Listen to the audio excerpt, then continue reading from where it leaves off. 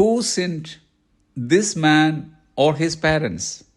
R പാപം ചെയ്തു, ഇവനോ ഇവൻ്റെ അമ്മയപ്പന്മാരോ? പിറവിയിലെ കുരുടനായ ഒരു മനുഷ്യനെ നോക്കി ശിഷ്യന്മാർ യേശുവിനോട് ചോദിച്ച ഒരു ചോദ്യമാണിത്. ഇന്നും മനുഷ്യർ ആവർത്തിച്ചുകൊണ്ടിരിക്കുന്ന ഒരു ചോദ്യം. തങ്ങളുടെ ജീവിതത്തിലെയും മറ്റുള്ളവരുടെ ജീവിതത്തിലെയും ദുരിതങ്ങൾ, പ്രയാസങ്ങൾ, അടിക്കടി വന്നുകൊണ്ടിരിക്കുന്ന കഷ്ടതകൾ, വ്യാധികൾ, സാമ്പത്തിക തകർച്ചകൾ എന്നിവയെ നോക്കി പലരും ചോദിക്കുന്നത്, ഇത് എൻ്റെ പാപം നിമിത്തമോ അതോ എൻ്റെ അമ്മയപ്പന്മാരുടെ പാപം നിമിത്തമോ? നാം ചെയ്തതോ നമ്മുടെ അമ്മയപ്പന്മാരോ ചെയ്തതായ പാപങ്ങൾ നിമിത്തമാണ് ഇതൊക്കെ സംഭവിക്കുന്നതെങ്കിൽ നാം ആരും തന്നെ ഇന്ന് ഈ ഭൂമണ്ഡലത്തിൽ കാണുകയില്ലായിരുന്നു. പണ്ടാരാണ്ടോ ചെയ്ത പാപങ്ങൾ നിമിത്തം അതൊക്കെ ഓർത്തു വെച്ച് ഈ തലമുറയിലായിരിക്കുന്ന നമ്മുടെ ജീവിതത്തിൽ അതിൻ്റെയൊക്കെ ശിക്ഷ വന്ന് ഭവിക്കുകയാണെങ്കിൽ നാം സേവിക്കുന്ന നമ്മുടെ ദൈവം എത്ര ക്രൂരനായിരിക്കും.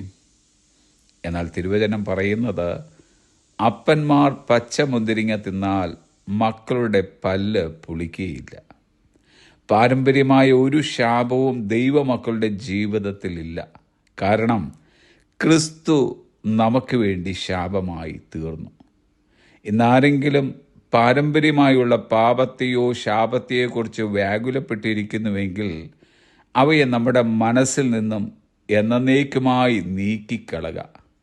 നാം ദൈവത്തോട് ഏതെങ്കിലും കാര്യത്തിൽ അനുസരണക്കേട് കാട്ടിയിട്ടുണ്ടെങ്കിൽ അത് നാം അവനോട് ഏറ്റുപറഞ്ഞ് വിശുദ്ധീകരണം പ്രാപിക്കുക.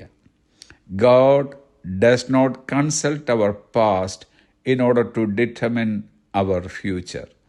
നമ്മുടെ ഭാവി നിർണയിക്കാൻ അവൻ നമ്മുടെ ഭൂതകാലത്തെ പരിശോധിക്കുന്നില്ല.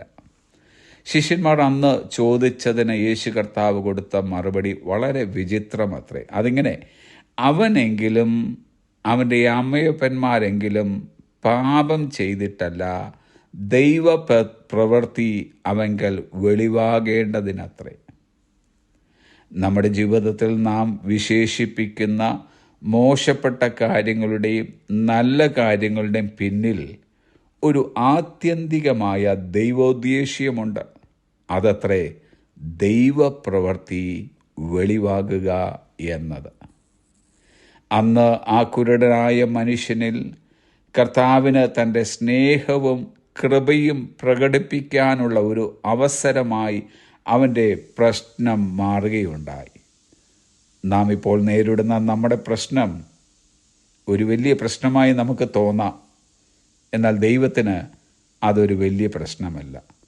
നമ്മുടെ ജീവിതത്തിൽ കർത്താവിൻ്റെ സ്നേഹവും കൃപയും പ്രകടിപ്പിക്കുവാനുള്ള ഒരു പ്ലാറ്റ്ഫോമാണ് നമ്മുടെ ജീവിതത്തിലെ പ്രശ്നങ്ങൾ എന്ന് മനസ്സിലാക്കി ഒരു ദൈവപ്രവൃത്തി വെളിപ്പെടും വരെയും അവൻ്റെ സന്മുഖത്തേക്ക് നോക്കി നമുക്ക് കാത്തിരിക്കാം.